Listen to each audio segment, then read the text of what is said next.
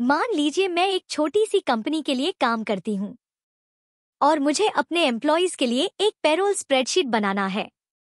यहाँ कॉलम में मैं रखना चाहती हूँ employee ID numbers, column B में एम्प्लॉय के नेम्स और उसके बाद उनकी वेजेस, उन्होंने कितने आवर्स काम किया, उनको कितना पेमेंट देना है, ऐसे डिटेल्स। एक्सेल में जब भी आप किसी सेल में डेटा एंटर करना चाहते हो तो सबसे पहले जरूरी होता है कि आप उस सेल को सिलेक्ट करो।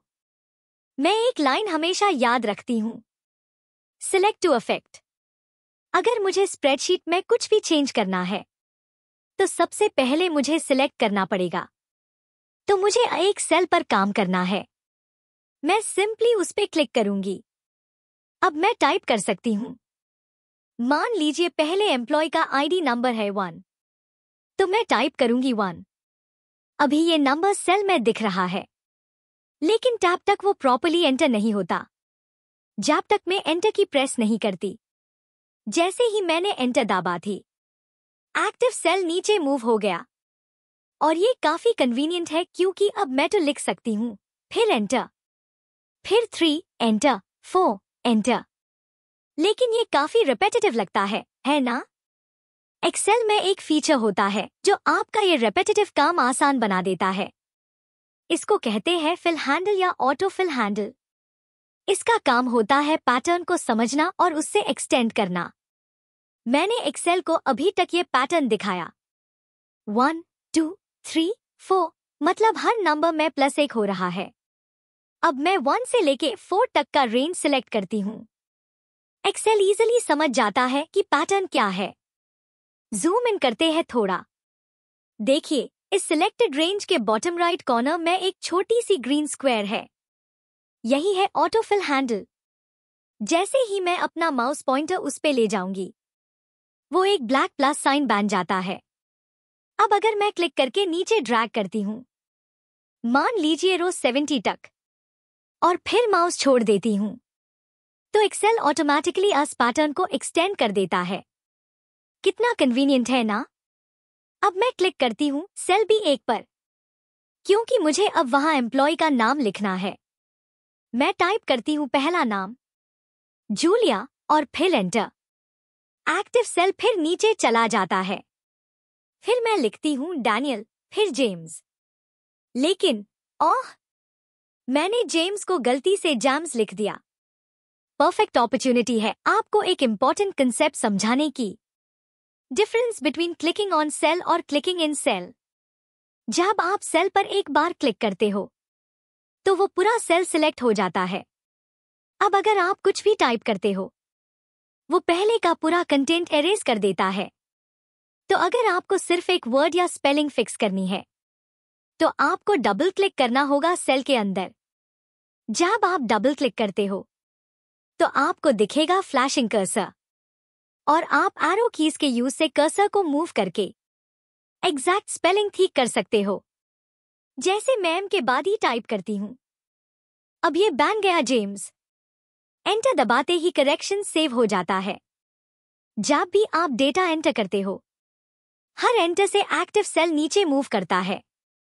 लेकिन अगर आपको ऊपर जाना हो तो शिफ्ट+ एंटर दबाइए। थोड़ा सा वेट कीजिए, मैं नाम कंप्लीट कर लेती हूँ। डन। अब मैं क्लिक करती हूँ सेल B1 पर। एक और शॉर्टकट, टैब की से आप राइट जा सकते हो। तो अगर मैं टैब दबाती हूँ, मैं पहुंच जाती हूँ C1 पर। यहाँ मैं टाइप करती हूँ आवली वेज, मान लीजिए 15। अगर मुझे लेफ्ट में वापस जाना हो तो मैं यूज करती हूँ शिफ्ट+ टैब। तो short recap, enter down, shift+ enter up, tab right, shift+ tab left. अब मैं टैब करती हूँ D1 में और टाइप करती हूँ आवर्स वर्कड, मान लीजिए 160। टैब करती हूँ नेक्स्ट कॉलम में। अब बात करते हैं क्लियर और कॉपी करने की। अगर मुझे एक सेल का डेटा कॉपी करना हो तो मैं इस सेल को सिलेक्ट करती हूँ, फिर Ctrl+C कॉपी करने के लिए और Ctrl+V पेस्ट करने के लिए। आप होम टैब में जाके कॉपी बटन से भी कर सकते हो या राइट क्लिक कॉपी भी यूज कर सकते हो। लेकिन सबसे फास्ट मेथड होता है Ctrl+C और Ctrl+V। तो अब मैं 15 को कॉपी कर लेती हूँ और पेस्ट कर सकती हूँ हर सेल में। लेकिन remember, autofill handle is here to save you. अगर मैं सिर्फ C5 सिलेक्ट करती हूँ और ऑटोफिल हैंडल से नीचे ड्रैग करती हूँ तो वो सेम नंबर रिपीट करता है, क्योंकि पैटर्न में बस एक ही वैल्यू थी। लेकिन अगर किसी एम्प्लॉय का वेज अलग हो, मैं लीजिए अमीलिया का वेज है 18, तो मैं आज सेल में जाके सिंपली ओवरराइट कर सकती हूँ। अगर आप किसी सेल को कंप्लीटली क्लियर करना चाहते हो, सिर्फ कंटेंट नहीं बल्कि फॉर्मेटिंग भी, तो आप कर सकते हो राइट क्लिक क्लियर कंटेंट्स, या फिर जाइए home tab editing group clear drop down और वहां से क्लियर ऑल चूज करो। ये सब कुछ हटा देता है, कंटेंट, फॉर्मेटिंग, हाइपरलिंक्स, सब। मैं अभी Ctrl+Z से अंडू कर देती हूँ। अब मैं रियलाइज कर रही हूँ कि मुझे हर कॉलम का एग्जैक्ट मीनिंग याद नहीं है। 15 क्या है, 160 क्या है, मुझे कॉलम हेडिंग्स डालने चाहिए थे। तो चलिए सीखते हैं कि एक्सेल में रोज और कॉलम्स कैसे इंसर्ट करते हैं। अगर मुझे रो 1 के ऊपर एक नई ब्लैंक रो चाहिए, मैं सिंपली रो 1 के नंबर पर राइट क्लिक इंसर्ट करती हूँ। वैसे अगर मुझे कॉलम के लेफ्ट में नया कॉलम चाहिए, मैं कॉलम के लेटर पर राइट क्लिक इंसर्ट करती हूँ। मैं कॉलम डी के बीच में भी एक नया कॉलम इंसर्ट कर सकती हूँ। लेकिन चलिए मैं अंडू करके वापस उसी पॉइंट पर आती हूँ जहां सिर्फ एक नई रो इंसर्ट की थी। अब मैं क्लिक करती हूँ और टाइप करती हूँ एम्प्लॉय आईडी। टैप करके जाती हूँ B1 में, टाइप करती हूँ नेम। टैप करके जाती हूँ C1, टाइप करती हूँ आवरली वेज। फिर D1, टाइप करती हूँ आवर्स वर्क्ड। फिर E1, टाइप करती हूँ टैक्सेबल इनकम। एंटर दबा के नीचे जाती हूँ। अब मुझे क्लियरली समझ आ रहा है कि हर कॉलम किस चीज के लिए है। लेकिन नोटिस करो, कुछ हेडिंग्स कॉलम के अंदर फिट नहीं हो रही है।